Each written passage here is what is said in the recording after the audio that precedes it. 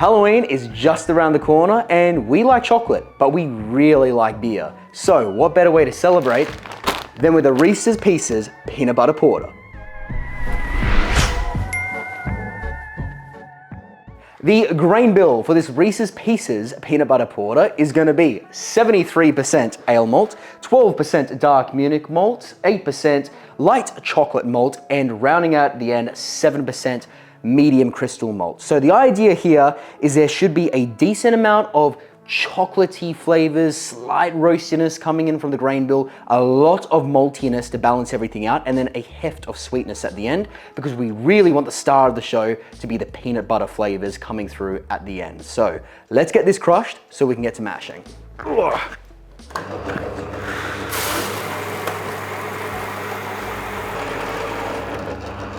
All right, let's get stuck into our mash. Slight change of pace. I did start to become somewhat concerned about head retention when I started thinking about all the chocolate, the peanut butter oils and all that stuff that's going into the beer. So I decided to add some Gladiator malt, which is dextrin malt. 620 grams worth, which changes the ratios of everything to be 69.6% of ale malt, 11.4% of dark Munich, 7.6 of light chocolate, 6.7 of medium crystal, and 4.8 of Gladiator / dextrin malt. Now we can start mashing. Remind me to turn those elements back on. We don't want a repeat of the disaster brown. Link up there, by the way. Terrible, terrible brew day. All right, let's get this started. We'll get the recirculation going and start throwing in the grains. This is going to be a tight fit to get all these in, but I think we should make it work.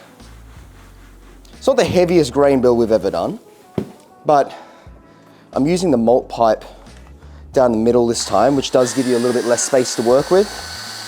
Anyway, we'll see how we go. And that is the last of the grain, and we are really pushing the limits here. So I've made an executive decision. We're not going to use the malt pipe, which is really annoying because then mashing is easier without that pipe sticking up through the middle. Oh well, the overflow pipe, sorry, not the malt pipe. So I'm just going to place a top screen on this at the end and let it flow out the holes that we put the thing-majig to lift it out. Anyway, you get what I mean. It's not a big deal.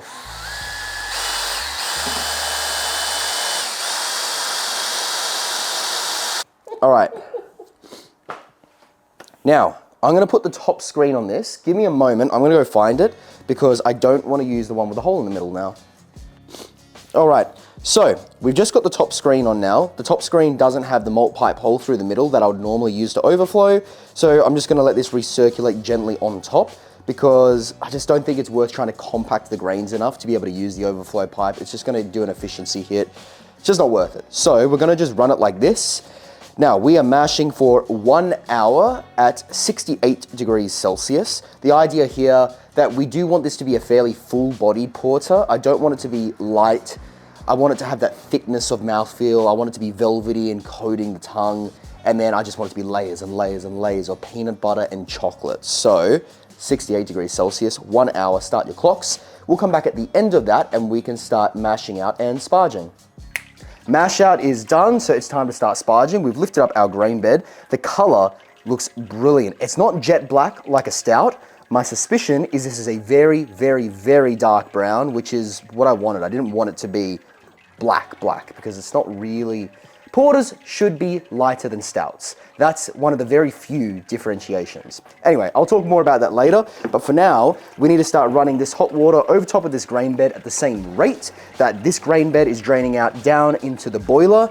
That's gonna give us a fly sparge effect and wring out all the sugars left inside these grains to get maximum efficiency.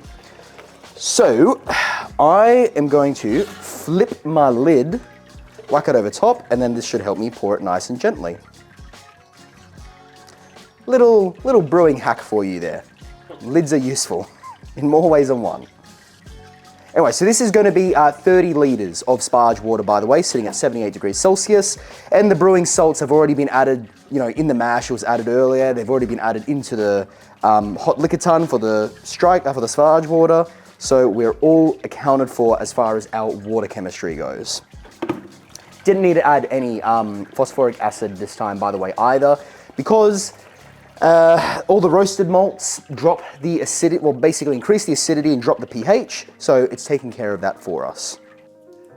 You all right, mate? Yeah, fucking Reeces, bro. Odin has successfully peeled about 3 kilos worth of Reese's Pieces, minus whatever went into his stomach. Yeah, a few. Oh, I'm so out of it. The final one. Ah! We are boiling. So in goes our initial boiling addition, which is 28 grams of Northern Brewer hops. Wow, it is really pushing the limits. It's overflowing on the spider. Get in there. All right, 1 hour boil. We're gonna come back at the 15-minute mark to add our Whirlflock and our remaining hop addition, which is gonna be 50 grams each of Northern Brewer and Fuggles. Oh, that 28 grams, 1 ounce, by the way. And then we're gonna flame out, and I'm thinking about when to add these Reese's Pieces. So, Odin did a really great job of peeling 1,000,000 pieces. So I'm gonna weigh this and figure out how much we're working with. And then I'm thinking to make sure that this is fully dissolved, I'm gonna throw these into the boil with like 20 minutes to go. Because last time I worked with chocolate, I found that there was a whole bunch of chocolate still sitting at the bottom that didn't actually melt. So wanna make sure this is fully melted, but I'm gonna put this in a brew in a bag so that I don't have a gigantic mess to clean up. Anyway, we'll come back to this with 20 minutes left to go. I have a bag. Well, I have a sack. The sack is clean. I'm about to fill my sack. I'm feeling weird, it's been a long day. But we have all of our Reese's Pieces here. I'm gonna chuck them into the brew in the bag because I think this could be a right mess if it blocks up the pump, and it's gonna really ruin my brew day. I've got it on the scale because I've got no idea how much Reese's Pieces we actually have. What am I doing?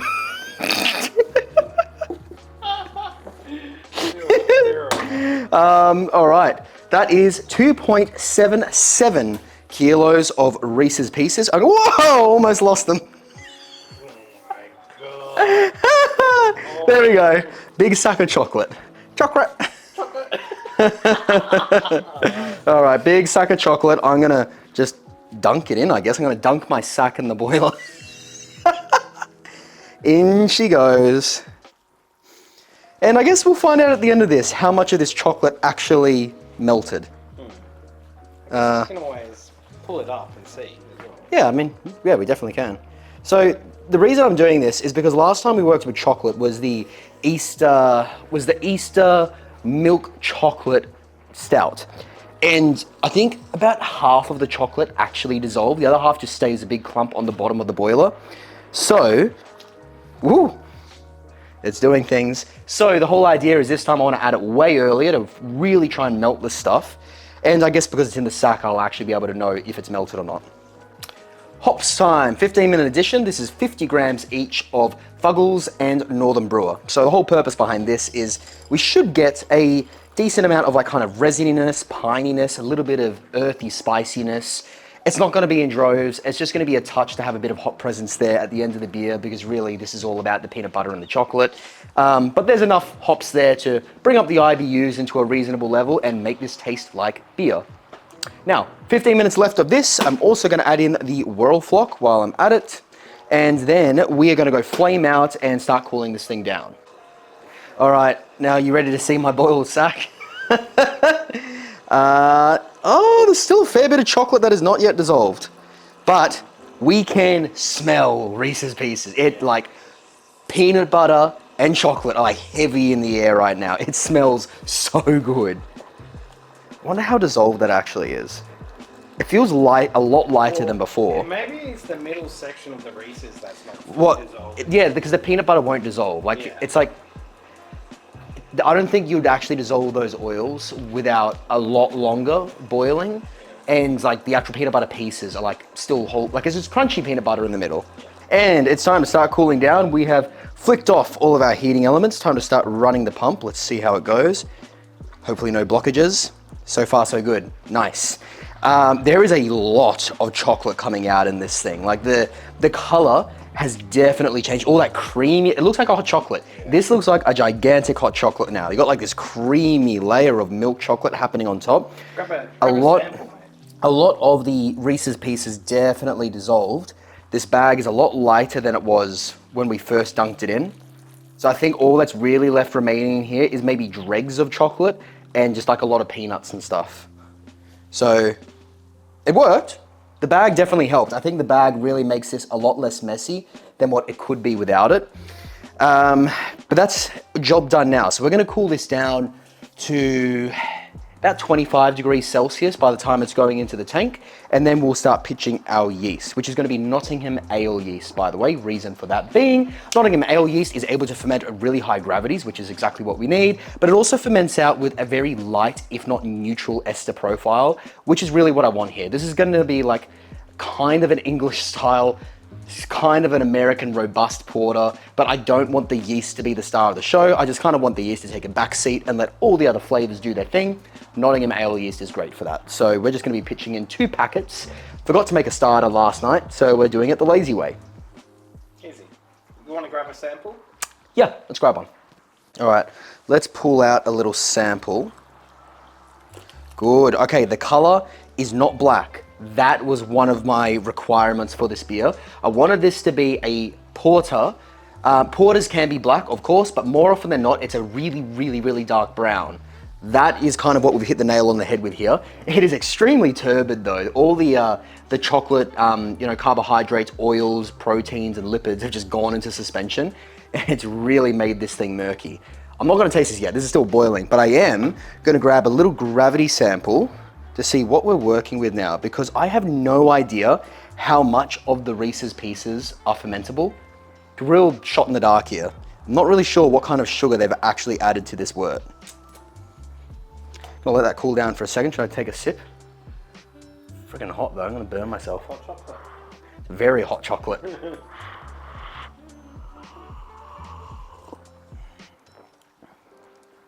Wow.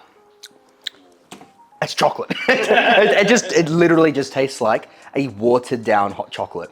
Not really getting so much of the peanut. Maybe there's a touch of nuttiness broadly speaking there, but I wouldn't call it like, you know, peanut butter flavor. It's just, you know what it is? It's actual peanuts, like a bowl of like roasted peanuts. It's not like the creamy sweetness of peanut butter. Yeah. So hopefully our next ingredient that we're gonna add in the fermentation cycle is gonna actually help with that, but we'll show you more of that later. The gravity is sitting very high, 1.078. Can't remember if that's on target or not. I've got a feeling it's above target. 1 second, it's under target. Interesting. Okay, it's actually under target. The target on my Brewfather recipe was 1.085. This is 1.078. Really not that fast. It's gonna be a high alcohol porter. I'm not terribly concerned about those last few percentage points. That wasn't really the goal with this beer anyway.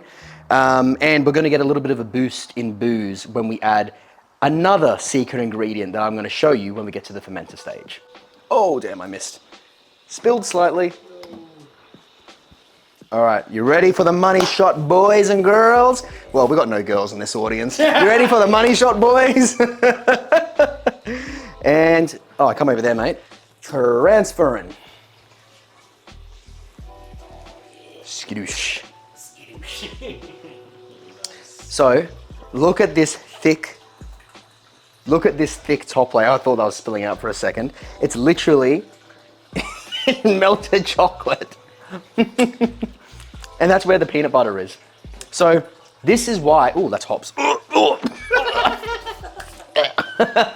This is why I made the last minute decision to add that gladiator malt, that dextrin malt, because all of this oily residue, that's carrying all the flavor, it's carrying all the peanut butter, but those oils are gonna absolutely kill the head retention on the beer. So I'm hoping 4% of gladiator malt was enough. Nothing we can do about it now, but I hope it was enough. I hope it was enough to keep the head. So this bowl, remember, was full. This very diabolical looking mess is what remains. So the rest of it is fully dissolved and is somewhere in the liquid of this wort. But this looks foul. It really does. But it still tastes so good. Okay, we are now pitching our yeast. As I mentioned, didn't make a starter because I totally forgot, so we're going the lazy way. It's just gonna be 2 packets of Nottingham ale yeast. And in they Okay, there we go, in they go. All right, time to seal up this bad boy. And then, the next time we catch up with you guys, I am gonna be adding one of our last 3 secret ingredients. One of them was the Reese's Pieces. We've got 2 more ingredients to go. I've done this terribly. You get the idea. Next time I see you, I'm gonna be adding more stuff into the tank to get even more peanut butter flavor in there. See you soon. And we are back, and it's now day 6 of fermentation, and I'm surprised by how fast it actually chugged along through. We're sitting at a gravity of 1.016, which I thought might be slightly high, but then really thinking about it, there was so much chocolate in that mash, and there was a fair amount of specialty malts, so I'm gonna call that just about final gravity. It does taste like peanut butter, it does taste like chocolate, but I still want to boost those flavors just a little bit more. So it's time to unleash our last 2 secret weapons. That is peanut butter powder and cacao nib vodka. So we're gonna mix these 2 together to make a supercharged peanut butter and chocolate extract that we're gonna dump into the fermenter through the dry hopping port. I'm gonna start with half of this tub of peanut butter. This is 850 grams. So I'm gonna go with about 400, 425 to begin with, and see if that's enough. If it is, great. If not, then we can always ramp some more into it in a couple of days from now after it's had a time to mellow out and kind of blend all the flavors together. I'm gonna use enough of this that it dissolves this into a thick slurry, and I guess I'll tell you how much I used afterwards. If you wanna know how to make this kind of extract, go to our original cacao nib chocolate stout recipe, linked to the thumb card thing up there. That's where we first made this tincture, and it is brilliant for giving a chocolate boost to dark beers. Now, let's mix these 2 together, and then we can dump it into the tank. All right, so as you would have just seen in that B-roll, this mixture is thick. It's thicker than I was anticipating it being, and I was really hoping I could avoid this, but I think I'm gonna need to pull some beer out of the tank and mix it into this to just make this not concrete, because at the moment, that's just not gonna end up going down very well in the dry hopper. So, I'm already sanitized this, but I'll give it another quick squirt. Gonna pull a little bit of beer out of here.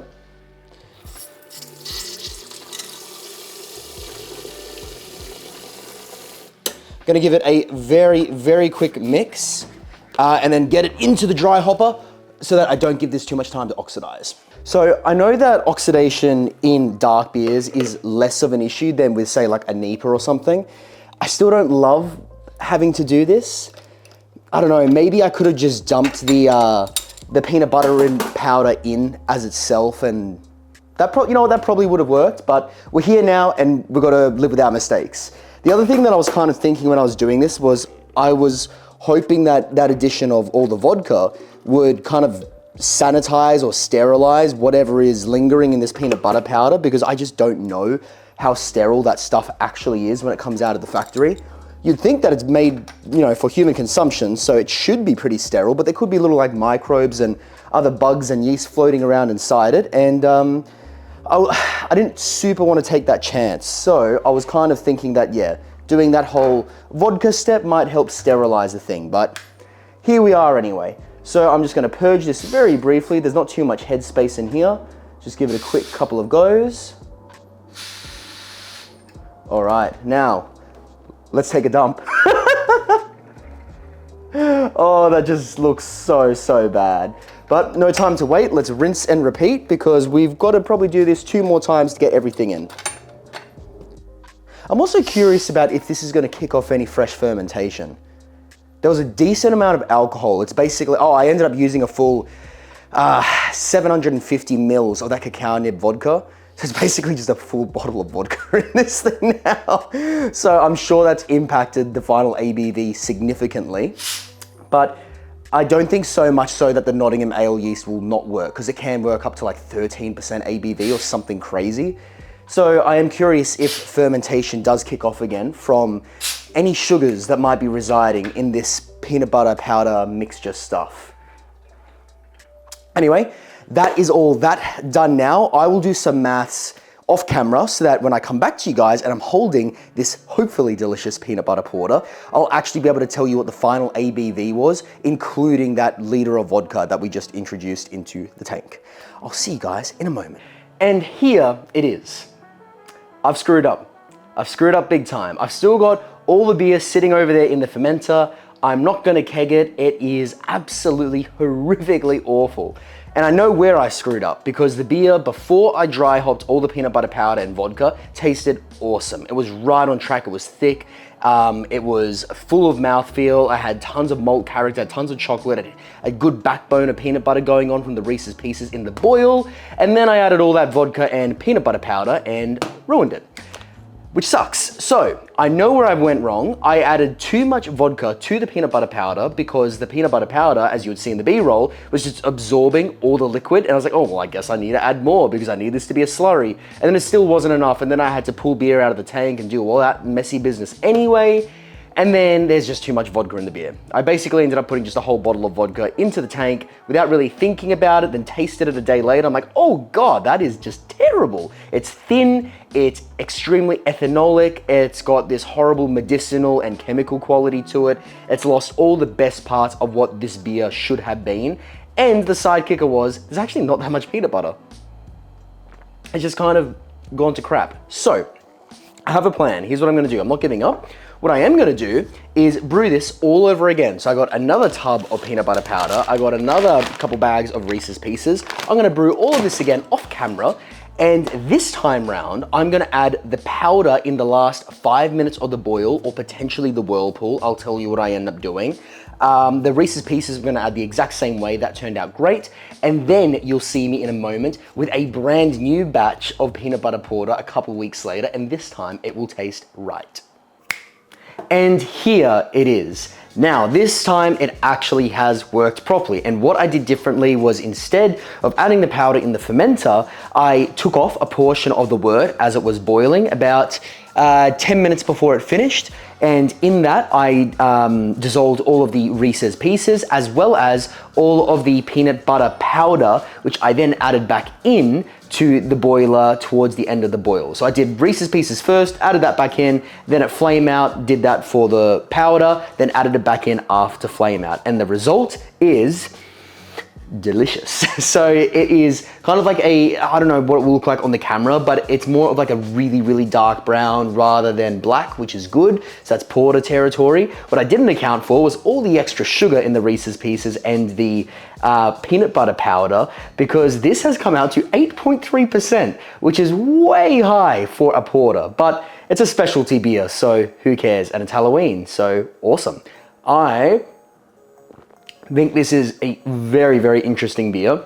It's got that classic, you know, robust nuttiness, not peanut butteriness, just like nuttiness, a little bit of coffee, a little bit of like dark roasted malt character going on that you'd expect from a porter, but then layered in on top of that is a bunch of chocolate first and foremost, and then heaps of peanut butter character. So it definitely worked. I highly recommend giving something like this a crack. I would be curious to hear if any of you have worked with peanut butter powder or just made peanut butter beers before and how you've gone about doing this, because it's an area that I definitely want to explore more. It produces something very, very special. So special, in fact, that I've decided that I want to see what this turns into after sitting in a barrel for a year. So introducing our newest barrel beer that's going to sit behind us in all these tasting videos for a little while to come. So in a year from now, we'll revisit that and see what a barrel-aged Reese's Pieces peanut butter porter tastes like.